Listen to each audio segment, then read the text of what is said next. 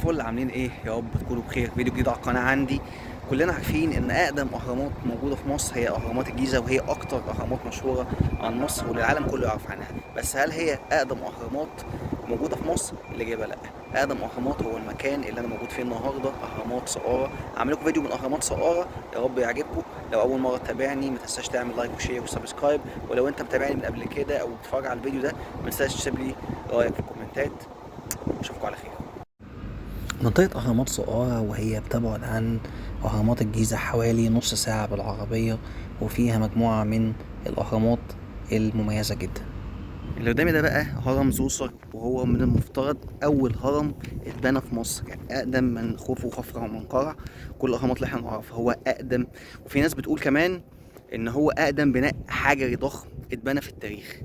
الهرم بقى اتبنى شكله مدرج كده، مش زي شكل الأهرامات اللي احنا عادة شفناها أو موجودة عندنا في الجيزة.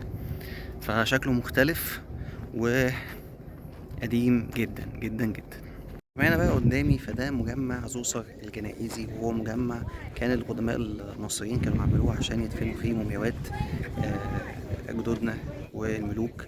ووجدوا فيه مقابر لمومياوات قطط، لان زي ما احنا عارفين القدماء المصريين كانوا بيقدسوا حيوانات كتير منها القطط، او القطط تحديدا، يعني كان ليهم معزة خاصة عند القدماء المصريين وعندنا كمان شخصيا.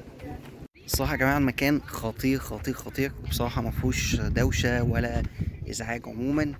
حتى من الناس اللي شغالة هنا، الناس بتتعامل بشكل متحضر مع السياح. فبنصح أي حد مصري، أو لو أنت جاي سياحة لمصر، خلي نص يوم كده من يومك وتعالى زور أقدم هرم موجود في مصر، أقدم حتى من أهرامات الجيزة. لو أنت بتشوف الفيديو لحد الآخر متنساش تعمل لايك وشير وسبسكرايب وتتابعني لو أنت مش متابعني، وأشوفك إن شاء الله في فيديو جديد جوه مصر أو بره مصر، لسه مش عارف. أشوفك على خير.